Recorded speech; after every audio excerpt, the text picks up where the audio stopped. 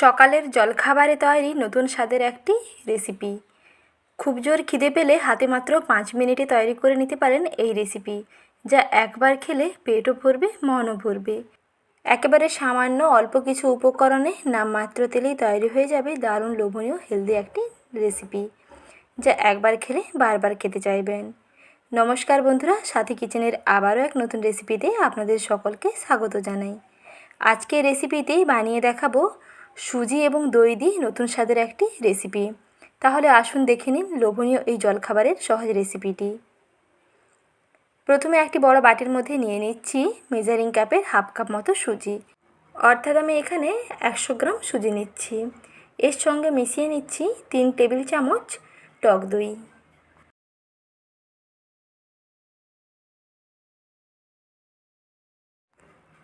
টক দই ও সুজি প্রথমে ভালো করে মিশিয়ে নেবেন।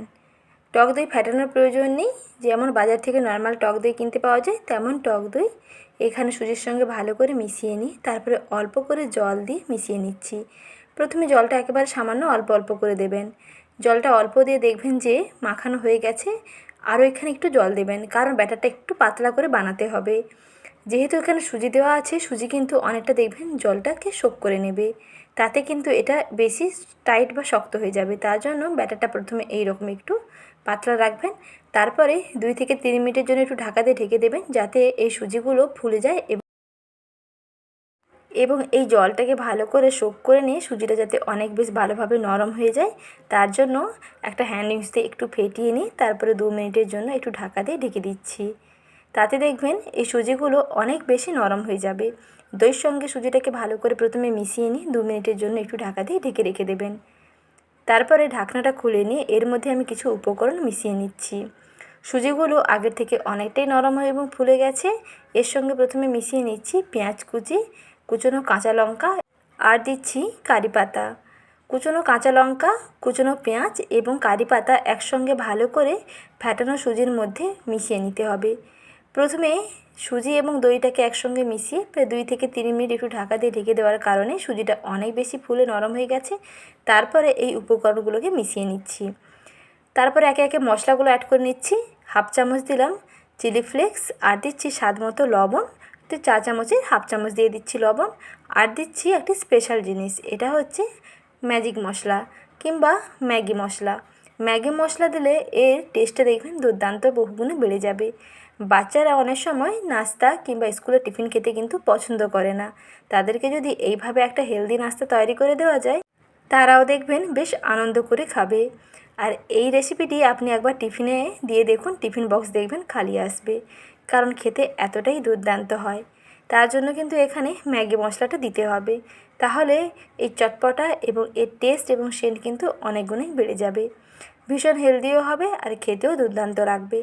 প্রথমে দেখুন উপকরণগুলোকে ভালো করে মিশিয়ে নিয়েছি।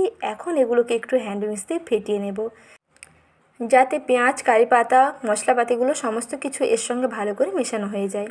কিছুক্ষণ মেশানোর পরে দেখুন মিশ্রণটা আগে থেকে একটু পাতলা হয়ে গেছে। যেহেতু এর মধ্যে লবণ দেওয়া হয়েছে, লবণ দেওয়ার কারণে মিশ্রণটা আগে থেকে একটু দেখুন ব্যাটারটা পাতলা হয়ে গেছে। এই রকম ঘনত্বের ব্যাটারটা তৈরি করতে হবে। এর থেকে বেশি শক্তও করবেন না, আবার এর থেকে কিন্তু বেশি পাতলা করবেন না। এখন নাস্তাগুলোকে তৈরি করে নিচ্ছি। তার জন্য একটা মিডিয়াম সাইজের ছোটো কড়াই গ্যাস ওভেনের মধ্যে বসিয়ে এর মধ্যে আমি সামান্য একেবারে একটি 4 চামচের হাফ চামচ মতো সাদা তেল দিয়ে দিলাম। এই সামান্য তেলের মধ্যে 1 হাতা করে ব্যাটার কিংবা 1.5 হাতা করে ব্যাটার দিয়ে একটু ঢাকা দিয়ে ঢেকে দেবেন। একেবারে লো ফ্লেমে হবে, গ্যাসের আঁচটা একেবারে লোতে করে নিয়ে একটা ঢাকা দিয়ে ঢেকে প্রায় 1 মিনিট মতন অপেক্ষা করুন।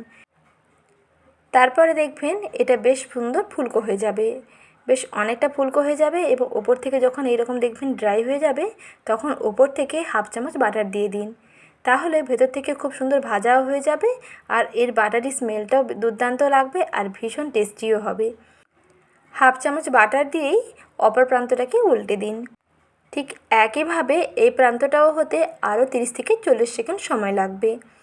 যেহেতু অনেকটা ভেতর থেকে বেশ সুন্দর কুক হয়ে গেছে, আর এই প্রান্তটা হতে কিন্তু আর বেশি সময় লাগবে না। আবারও একটু ঢাকনা দিয়ে ঢেকে দেবেন 30 থেকে 40 সেকেন্ড। 30 থেকে 40 সেকেন্ড পরে ঢাকনাটা খুলে নিয়েছি। দেখুন কত সুন্দর কালার এসে গেছে, আর ভেতর থেকে খুব সুন্দর ভাজাও হয়ে গেছে। বেশ সুন্দর ফুলকো ফুলকো হয়, ভীষণ নরম তুলতুলে হয় আর ভীষণ হেলদি হয়। এইভাবে আপনি অল্প সময়ের মধ্যে অনেকগুলো নাস্তা তৈরি করে ফেলতে পারবেন।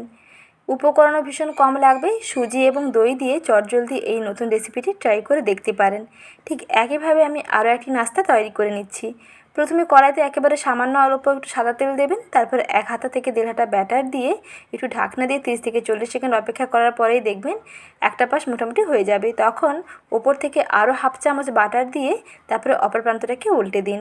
ঠিক একইভাবে একটু ঢাকনা দিয়ে অপেক্ষা করুন, তাহলেই তৈরি হয়ে যাবে তুলোর মতো ফুলকো নরম তুলতুলে হেলদি একটি নাস্তা, যা সুজি এবং টক দই দিয়ে তৈরি করে নেওয়া যায়। আর খেতেও দেখবেন দুর্দান্ত হবে। সকাল বিকালের নাস্তা কিংবা টিফিন কিংবা জলখাবারে ঝটপট তৈরি করে ফেলতে পারেন। অল্প উপকরণে দারুণ লোভনীয় একটি নাস্তার রেসিপি শেয়ার করলাম। আর রেসিপিটি অবশ্যই একবার হলেও বন্ধুরা বাড়িতে বানিয়ে দেখুন, খেতে দেখবেন দারুণ লাগবে। বাড়ির ছোটো থেকে বড় সবাই দেখবেন ভীষণ পছন্দ করবে। এগুলো শুধু আপনি খালি মুখেই খেতে পারবেন। এগুলো খাওয়ার জন্য কিন্তু আর কোনো রকম সসেরও প্রয়োজন লাগবে না, আর কোনো রকম চাটনিরও প্রয়োজন লাগবে না। নাস্তাগুলো কতটা নরম তুলতুলে হয়েছে দেখুন। যেমন নরম তুলতুলে হয় তেমন ফুলকো হয় আর খুবই হেলদি এবং খুবই টেস্টি হয়। একবার হলেও বাড়িতে ট্রাই করে দেখুন, স্বাদ দেখবেন মুখে লেগে থাকবে। একটি খেলে আর একটি খেতে চাইবেন, আর কাউকে খাওয়ালে তো প্রশংসা পাবেনই পাবেন, আর বারবার রিকোয়েস্ট আসতেই থাকবে। তাহলে আর দেরি না করে ঝটপট তৈরি করে ফেলুন। জলখাবারে এই সহজ রেসিপিটি বানালে কমেন্ট সেকশানে জানাতে ভুলবেন না খেতে কেমন লাগলো।